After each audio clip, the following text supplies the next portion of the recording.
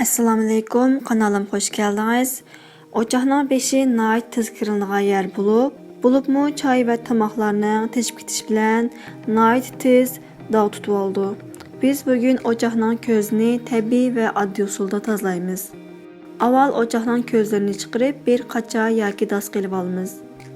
Üstüge azraq, soda,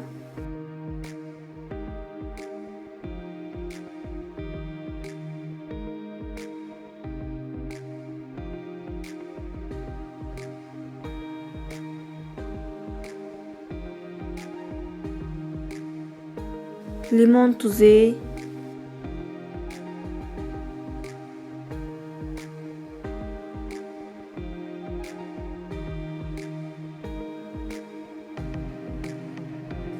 muvafiq miqdarda alma yoki oq ochiq sut to'kamiz.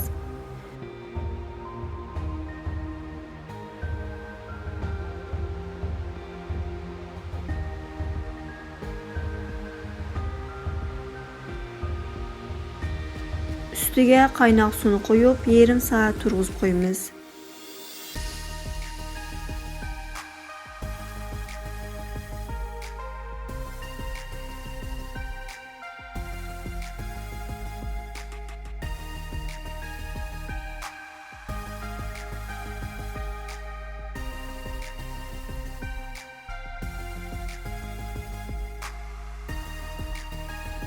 Yarım saatten keyin sim jambı bilen yenik uğulayımız.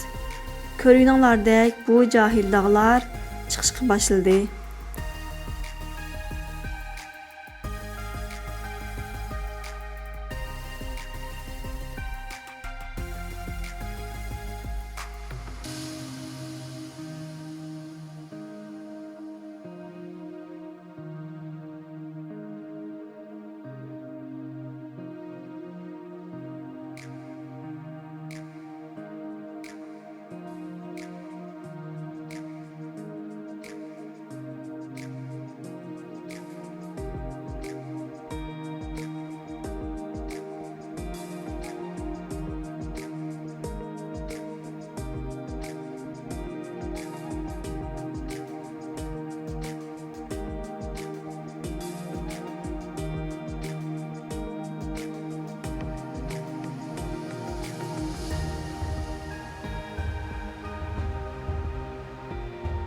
Ahırda bu közlerini su bilen çayqıdımız.